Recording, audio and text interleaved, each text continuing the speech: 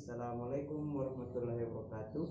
Perkenalkan, nama saya Sidik Syarif dari kelas 1D Prodi Penyuluhan Peternakan dan Kesejahteraan Hewan.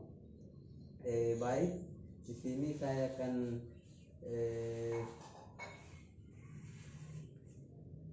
memberikan gambaran sistem pencernaan pada ternak ruminansia.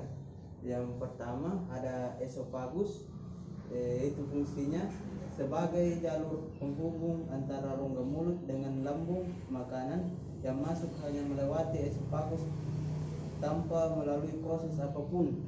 Terus yang kedua ada rumen.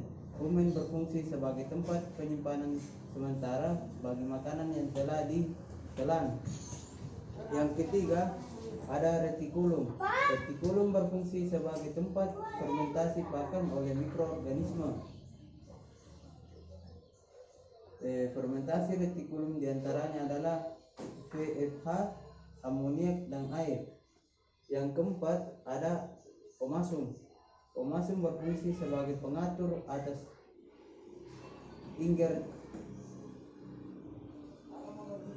ingerta ke omasum dan menyaring partikel yang besar.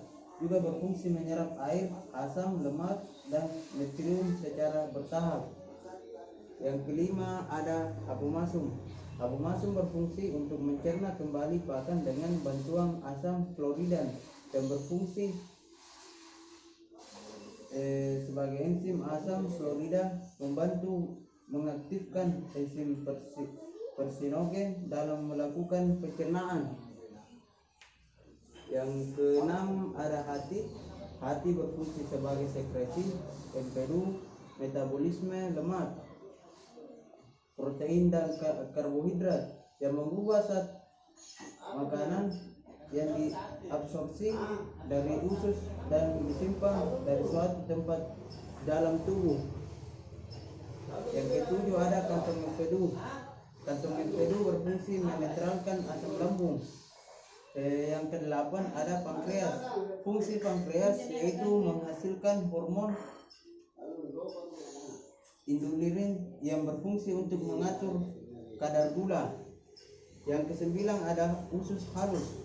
Usus halus berfungsi menyerap sari-sari makanan yang telah diproses dalam lambung yang kemudian diedarkan ke seluruh tubuh dan diubah menjadi energi. Yang kesepuluh ada usus besar.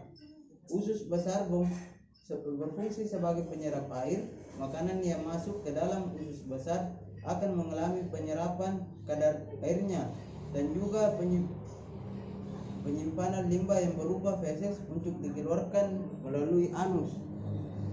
Sekum berfungsi untuk menyerap cairan dan garam yang masih tersisa setelah selesai pencernaan usus dan penyerapan untuk mencampur isi zat pelumas.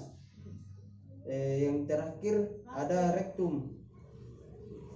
Rektum berfungsi menyimpan sisa-sisa makanan yang terbentuk limbah yang membusuk oleh bantuan bakteri baik yang ada di dalam usus sebelum dibuang keluar tubuh melalui anus.